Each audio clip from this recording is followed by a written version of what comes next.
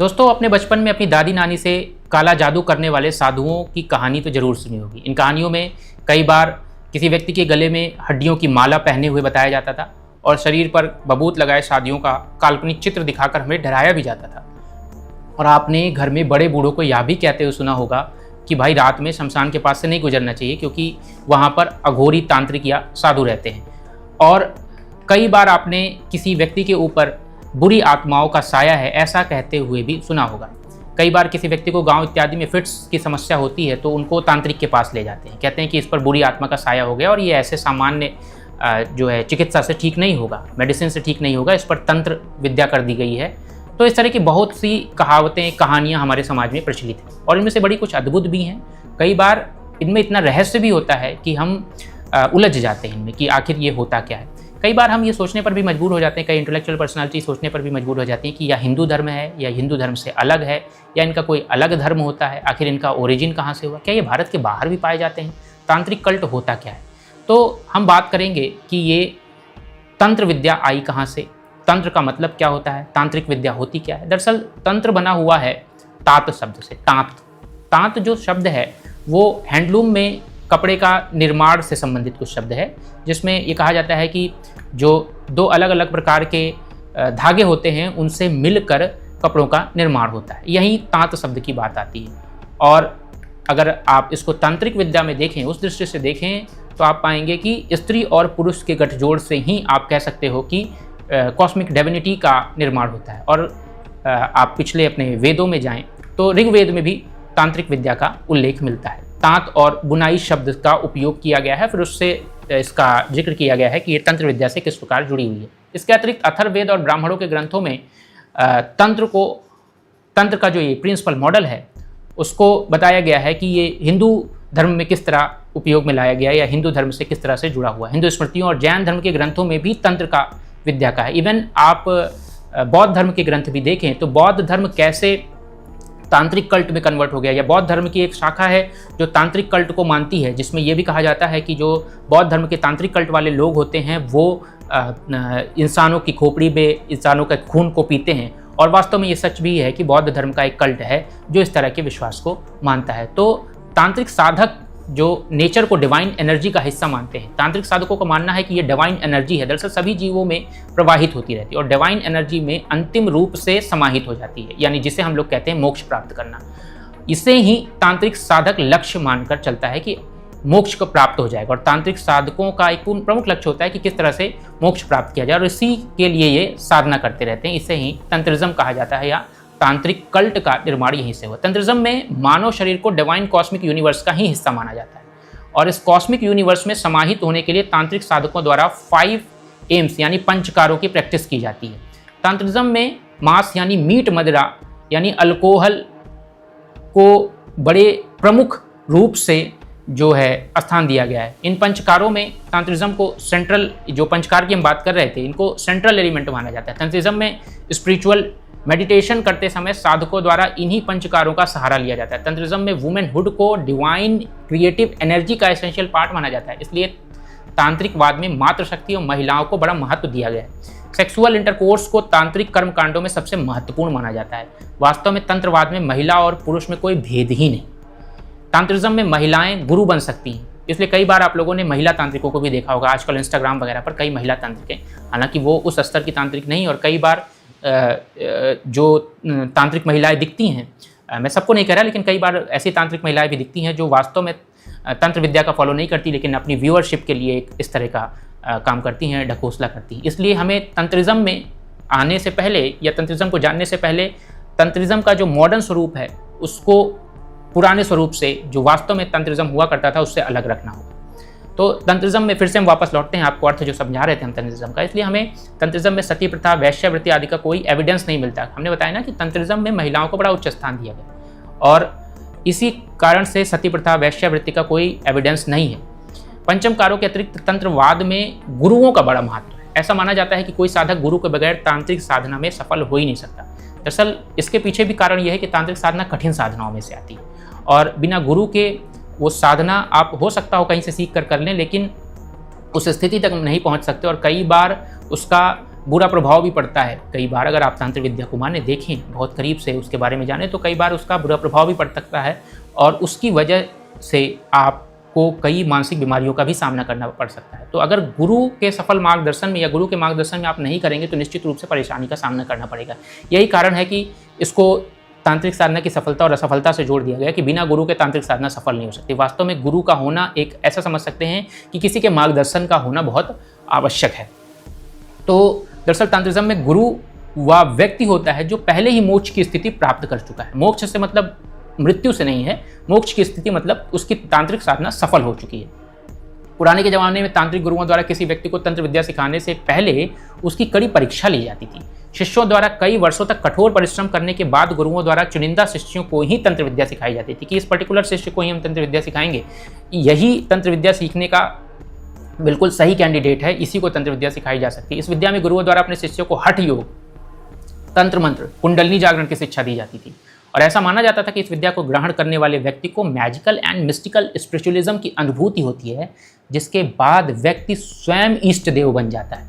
सामान्य तौर पर तंत्रवाद में ना तो वेद को मान्यता दी जाती है, ना ही ब्राह्मणों की सर्वोच्चता स्वीकार की जाती है। तो तंत्र विद्या में ऐसा ब्राह्मणिज्म जैसा कुछ नहीं मिलेगा कि ब्राह्मण व्यक्ति है और तंत्र विद्या को मानने वाला व्यक्ति है, तो ऐसा कुछ नहीं मिलेगा। वहाँ जाति पाति जैसा कुछ है ही नहीं, क्योंकि जब वेदों को मान्यता नहीं देता तो जहाँ से जाति का उदय हुआ, विभिन्न वर्ण व्यवस्था का, आप कह सकते हैं जाति का नहीं, वर्ण व्यवस्था का उदय हुआ, वो वेद थे पहले, जहाँ वर्ण व्यवस्था का एविडेंस मिलता है। और जब तांत्रिज्म या तांत्रिक कल्ट वेदों को नहीं मानता तो वर्ण व्यवस्था को भी नहीं मानता, तो ब्राह्मणों की सर्वोच्चता यहाँ स्वीकार नहीं की जाती है। तांत्रिज्म ना ही वर्ण व्यवस्था को स्वीकार करता है, ना ही पितृसत्तात्मक व्यवस्था को स्वीकार करता है, बल्कि तंत्रवाद में सभी लोगों को बगैर किसी भेदभाव के शामिल किया जा सकता है। स्कॉलर्स द्वारा कई बार ऐसा माना जाता है कि तांत्रिज्म में जिन रिचुअल्स द्वारा साधना की जाती है, उन्होंने भारत में agriculture, metallurgy, human physiology and science के नॉलेज में वृद्धि की। चरक संहिता और सुश्रुत संहिता का आधार तंत्रिज्म को ही कई बार माना जाता है। आइए हम इस तंत्रिज्म के ओरिजिन को समझने की कोशिश करेंगे। ओरिजिन को समझने में अगर हम समझें तो तांत्रिज्म का डेवलपमेंट अन्य रिलीजियस बिलीफ की तरह धीरे धीरे हुआ था। वास्तव में तांत्रिज्म कोई अलग धर्म नहीं है, बल्कि यह कहना ज़्यादा सही होगा कि भारत के सभी धर्मों और संस्कृतियों में तांत्रिक सिंबल्स और ट्रेडिशन पाए जाते हैं। बौद्ध, जैन, शैव, वैष्णव, सभी धर्मों और पंथों में तांत्रिक प्रैक्टिसेस मिलती हैं। दरअसल तंत्रिज्म या तांत्रिकवाद शब्द का प्रयोग पहली बार 19वीं शताब्दी में वेस्टर्न स्कॉलर्स द्वारा किया गया था। इस प्रकार तांत्रिज्म एक अम्ब्रेला टर्म है जिसमें भारत के विभिन्न धर्मों में पाई जाने वाली तांत्रिक प्रैक्टिसेस और थियोलॉजी और फिलॉसफी को एक साथ जोड़कर देखा जाता है।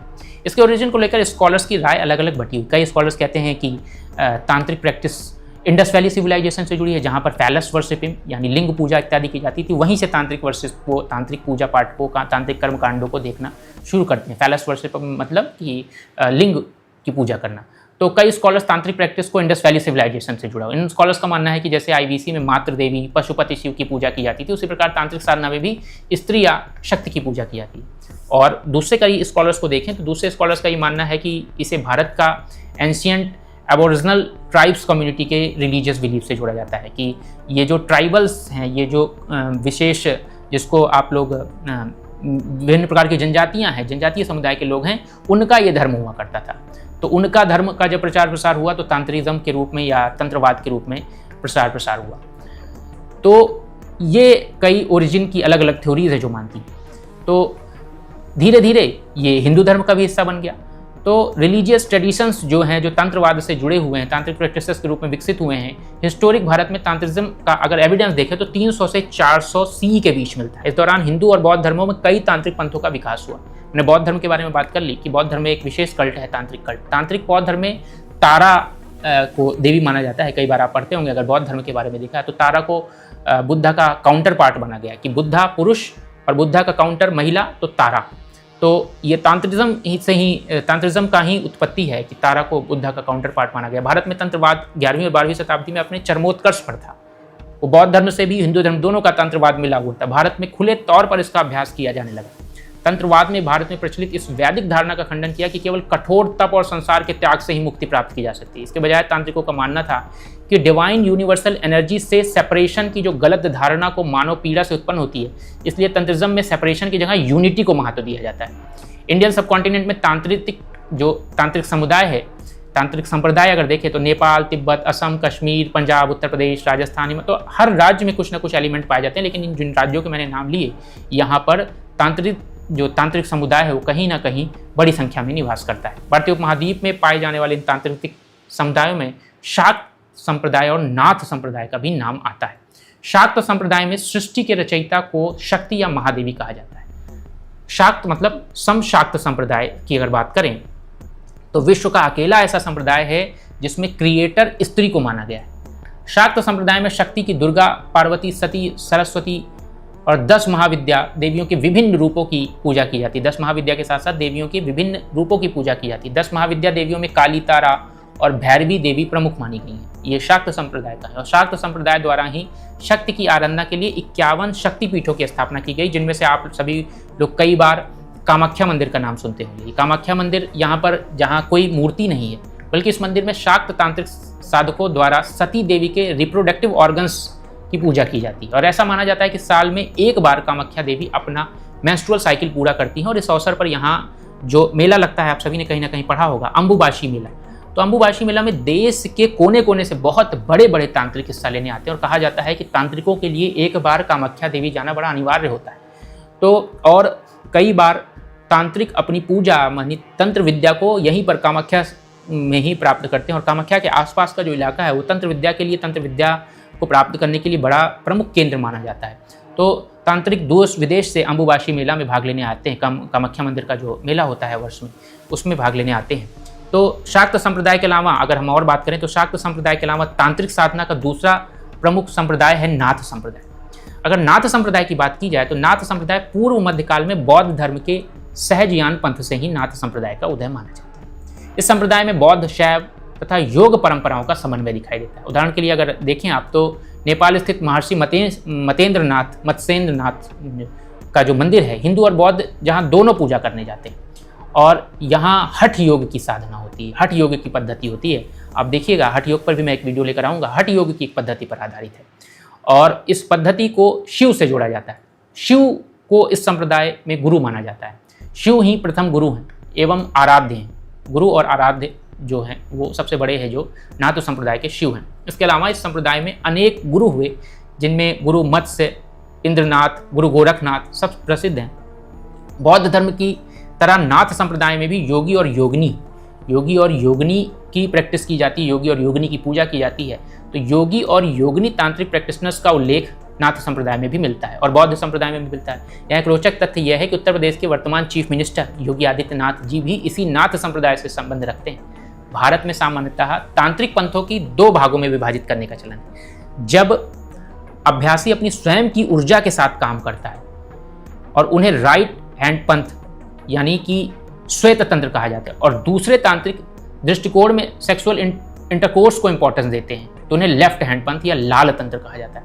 आज भी हम पारंपरिक तांत्रिक प्रथाओं को तिब्बती बौद्ध परंपराओं और कुंडलनी और योग क्रियाओं में देख सकते हैं।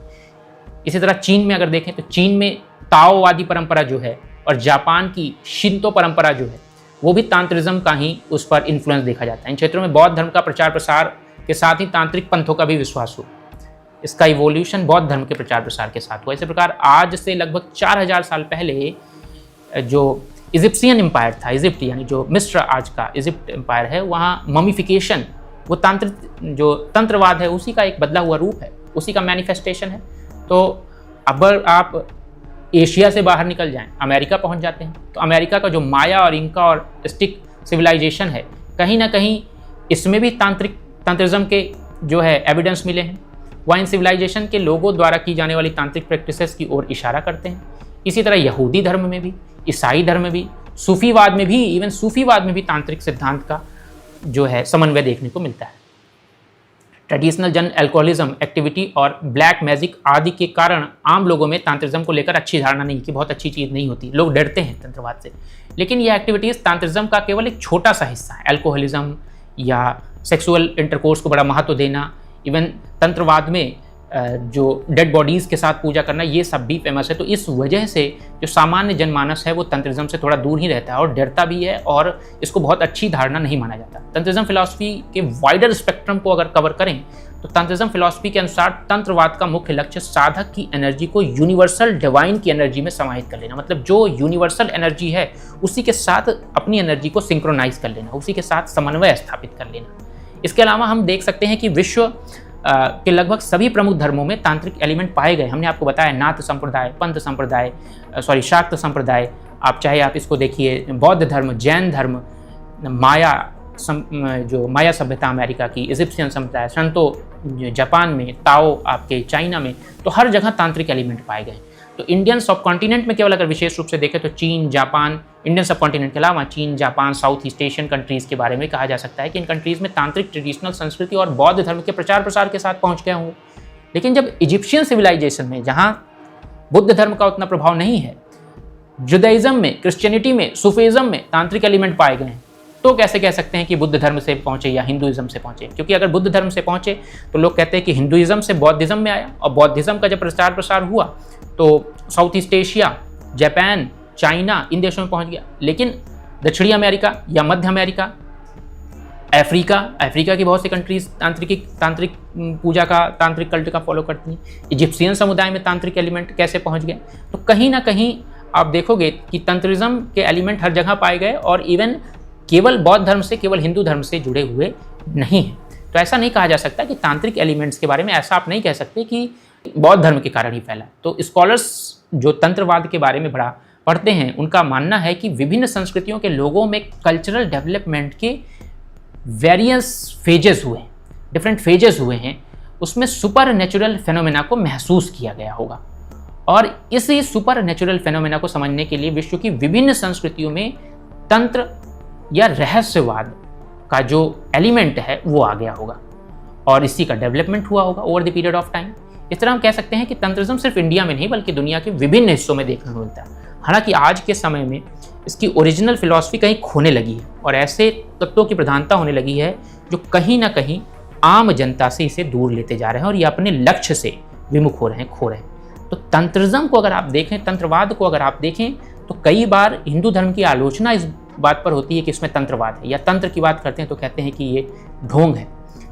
ढोंग नहीं है, कहीं ना कहीं सुपर नेचुरल पावर है, और सुपर नेचुरल पावर से सिंक्रोनाइज होने का प्रयास है। हमने कहा ना कि एक जो मेन कॉन्सेप्ट जो सारे स्कॉलर्स जिस पर एक मत है वो ये है कि डिविनिटी, जो कॉस्मिक डिविनिटी है, उसके साथ सिंक्रोनाइज होने की जो कोशिश है, उसी ने कहीं ना कहीं तंत्रवाद को जन्म दिया। पूरी तरह से सही नहीं हो सकती, उसकी प्रैक्टिसेस सही नहीं हो सकती, कुछ प्रैक्टिसेस सही हो सकती हैं, कुछ नहीं सही हो सकती, सारी चीज़ें एक साथ सही नहीं हो सकती।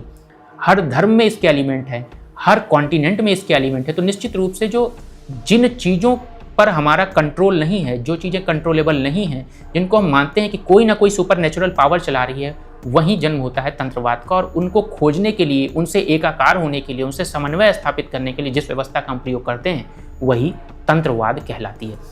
इसी तरह किसी अन्य टॉपिक पर हम अगले सेशन में बात करेंगे। Thank you so much to all of you.